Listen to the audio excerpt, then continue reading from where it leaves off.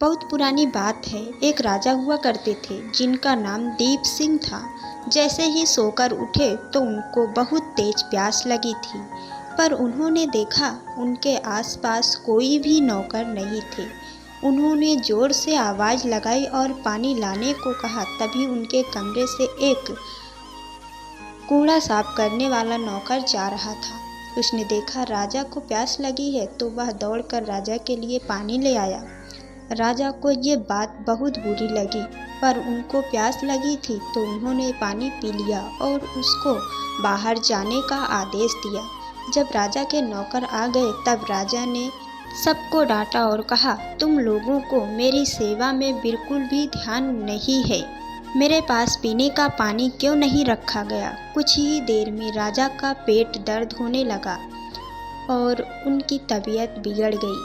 राज्य के सबसे बड़े वैद्य को बुलाया गया और राजा का उपचार कराया गया, पर वैद्य को कुछ भी समझ नहीं आया कि राजा क्यों बीमार हुए हैं और क्यों उनकी तबीयत बिगड़ गई है। वैद्य ने राजा को औषधि लिख दी और ये कहकर चले गए कि आप किसी ज्योतिष को दिखाइए, शायद आपको कोई और समस्या है।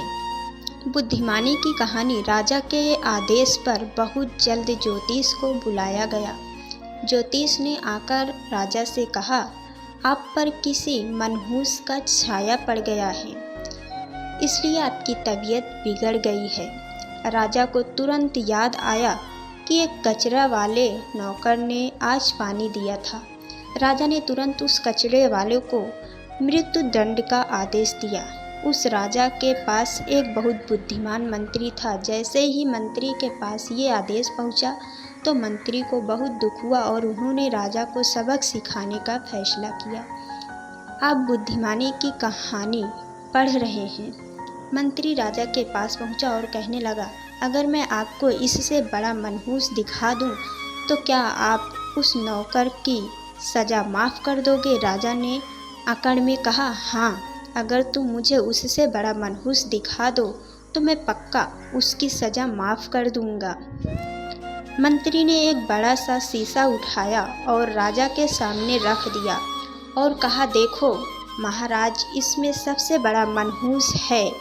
ये बात सुनकर राजा को गुस्सा आ गया और चिल्ला के बोले, तुम्हारा क्या मतलब है? मैं सबसे बड़ा मनहूस हूँ? मंत्री विनम्रता से बोला, हाँ महाराज, आप खुद देखिए, आपने उस नौकर के हाथ से पानी पिया और आपकी तबीयत खराब हो गई और उस नौकर ने आपको पानी दिया और उसके सामने उसकी मौत हो गई। भला आप ही बताइए, तबीयत खराब होना मनहूस है या मौत आना? राजा को पल भर में अपनी गलती का एहसास हो गया और उन्होंने उस कैदी को तुरंत रिहा करने का आदेश दिया और अपने बुद्धिमान और साहसी मंत्री की बहुत तारीफ की। शिक्षा। किसी भी घटना के हर पहलू को समझने से पहले हमें कोई बड़ा निर्णय नहीं लेना चाहिए। किसी की बातों में आकर हमें कभी फैसला नहीं करना चाहिए, जैसे कि राजा ने किया और उनको उनकी गलती का एहसास हो गया। आपको बुद्धिमानी की कहानी कैसी लगी, हमें कमेंट में ज़रूर बताएं। बुद्धिमानी की कहानी में आपने पढ़ा है कि दोस्त ने बुद्धिमानी से अपने दोस्त का हृदय परिवर्तन किया और एक मंत्री ने अपनी बुद्धिमानी से एक निर्दोष की जान बचाई। बुद्धिमानी की कहानी पढ़ने के लिए आपका धन्यवाद।